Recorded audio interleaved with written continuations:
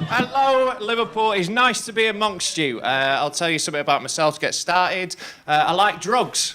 Yeah, thanks. That's the sound of no one being surprised. Yeah, I've got a few of me fellow pals down here. How you doing, lads? It was amazing. I've been sat backstage watching you trying to silently eat those sweets. It was like, seriously, it was like watching Stephen Hawking try and do a Rubik's Cube. Amazing. Like, mainly weed, that's my favourite drug. I like weed a lot, right? And I think it gets a hard rep in the press. Like, we all fucking know. Like, but no, I think it does. It gets a hard rep in the press, doesn't it? Like, I think there's a lot of scare stories about weed, a lot of bullshit said about it. Like, I read a story recently that apparently smoking weed stunts your growth. Like, I'm 6'7" tall. Like, if that's true, thank fuck I've been doing it.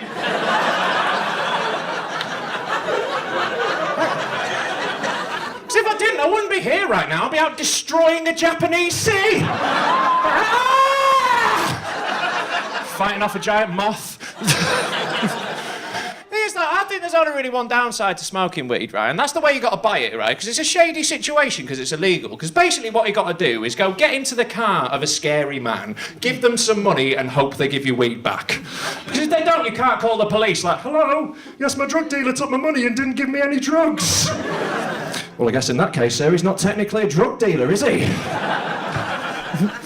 Well, there's a way around this now. Did you know you can buy drugs on the internet now? You can. It's not like on Amazon, right? You know, it's not like on the normal internet. It's not like if you buy Requiem for a Dream, they say, people who bought this also bought a Valium overdose. Right. Not how it works, right?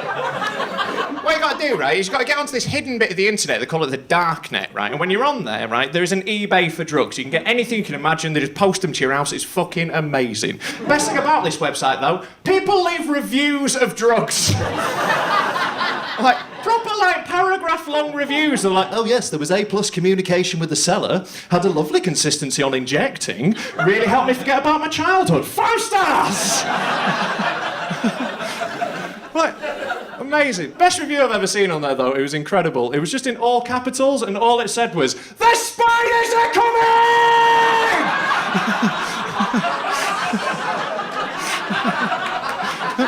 And then just 48 G's when they passed out on the keyboard, like... It's like, Jesus, that guy's messed up. Add to basket. It's a good review, what can I say?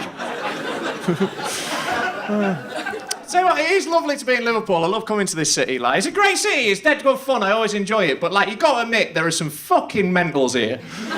Like, don't tell me I'm the only one who's noticed, right? There's a few wandering about. Like, most of you are dead nice, but like, there's just the odd one where you're like, phew. Like, I'll give you an example of this, right? Like, when last time I was in Liverpool, I had the weirdest taxi ride of my entire life, right? I'll tell you why it was so particularly weird, this taxi.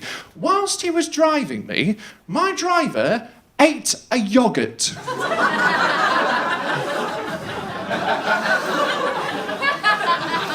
Right, some of you don't look freaked out enough by this. Right, I'll explain why that's a terrible thing to do. I have no problem with someone eating a one-handed snack while they drive, right? Have some crisps, have some pasties, knock yourself out, I'm not fucking Hitler. But, like, a yoghurt requires 2 hands. Like, at this point, he might as well have had a full roast dinner on his fucking lap. And the thing was, it wasn't even a normal yoghurt. It was a Muller corner. Right, he had to get some little chocolate balls into it first before he started. Right, and by the way, you may have noticed I've not described this taxi driver to you yet at this point in the story. I've done that on purpose, right? There's 2 reasons for it. Firstly, I just don't think it really has any impact on the rest of the story. What he looks like, it just doesn't matter. And secondly, if I did describe him to you accurately, you'd think I was being very racist. All I want you to do, imagine an Uber driver.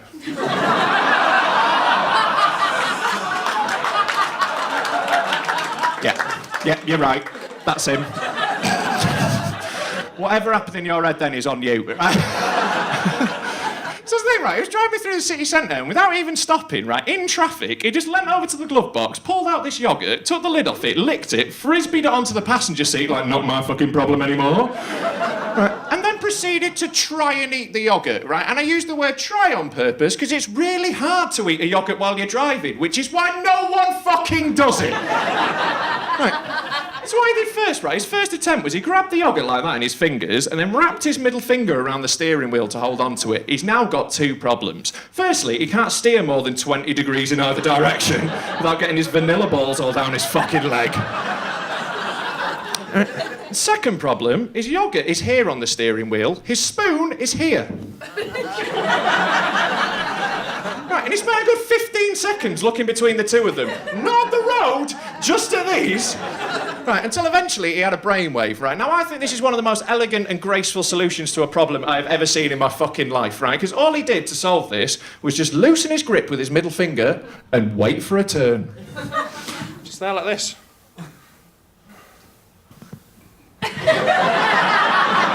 Stuck his head forward for the backstroke like that.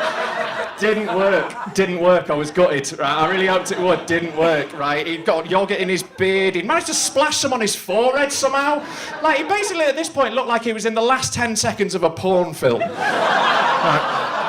Gone horribly, looked a mess. Right, so he changed it up again at that point. What he did then was he just grabbed the yoghurt, popped it in his lap, now he's just digging for gold. Right, and I was so desensitised to this whole situation at this point that I had to stop myself from saying out loud, "Yep, that's a better technique." Like, any of this is fine! Right, then he got all the way to the end of the yoghurt, and then he did the single most disgusting thing I think I've ever seen a human being do in public in my entire life, right? He picked up this now empty yoghurt pot, just popped it in front of his mouth, stuck his tongue out and turned it.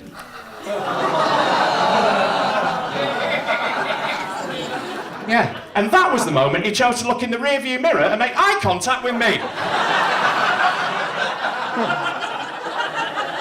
So I've now gone from innocent bystander to active participant in a plastic sex crime. Still gave him 5 stars though, I'm not a cunt. So I've had a bit of a mad year this year, right? It's been difficult for a number of reasons. I had a big breakup recently, that's been difficult. Like, the main problem is I don't like being single, right? I think it's a lot harder than being in a relationship because, right, I'll tell you what, right? Basically, I think it's a lot harder sleeping with someone you don't know compared to sleeping with someone you've been with for a long time. It's a lot more technically difficult, especially when you're the male side of a male-female partnership because male biology is very simple, very easy to work out. We all operate in basically the same way. Women, however, everyone's entirely different. Every woman's body reacts differently to different stimulus. Every woman is a special and unique snowflake and needs to be treated as such. Sisters. Now, the problem with that is that means the first time you sleep with a woman, it's very much like trying to make a meal in someone else's kitchen. Like, you don't know where the pans are. You've got to open all the drawers to find a big spoon. Like, you're trying to turn the oven on, but all you're doing is changing the time on the clock. You're like, maybe, Helen, if you show me which button turned it on in the first place, I'd keep pressing it, but as it is, I've got the more difficult job of trying to make a 7-course taster meal without a recipe. Well, all you've got to do is stand there mashing spuds every time.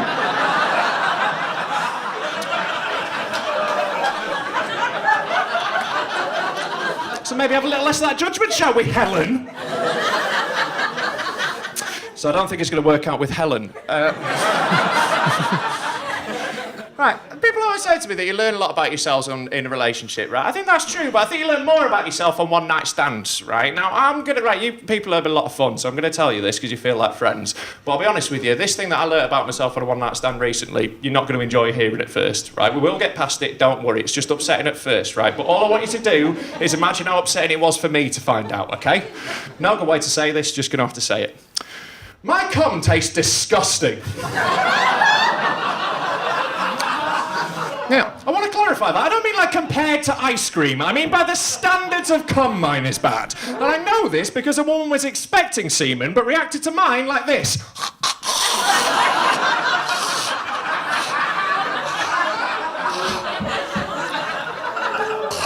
Right. No, I'm not expecting a standing ovation at the end, but a little less open horror would have been nice. To be honest with you, I was confused. I didn't know it was different. I thought spunk was spunk. But apparently, some men are pumping out honey and lemon mixtures. Well, my balls are full of poison and death. Right, so I was scared, right? I thought it might be a symptom of a medical condition. I was worried. So I Googled it, right? And what it said on this website I found was, the main cause of problems with your flavour are dietary factors. It's down to your diet. I was like, that is not useful information for me, because I can't go into a restaurant like, waiter, 2 questions. Firstly, what is the soup of the day? And secondly, how will that affect the bouquet of my jism? Can't fucking do that. I mean, what it said as well was the 3 things that make it particularly bad are booze, meat, and cheese. So I guess it's staying horrible. Right, there was one tip though. One thing you can do apparently is drink pineapple juice, right? Apparently if you drink pineapple juice that makes it loads better. So I started doing that and now I drink it every day. Problem with that is, I fucking hate pineapple juice. So now the problem of someone having a bad taste in their mouth just transferred to me. I'll be honest with you, I'm not the one who just blew a guy that met on the internet. Maybe take some responsibility for your own actions. Yeah. You dipped in the bag, you pulled out the orange revel, fucking deal with it.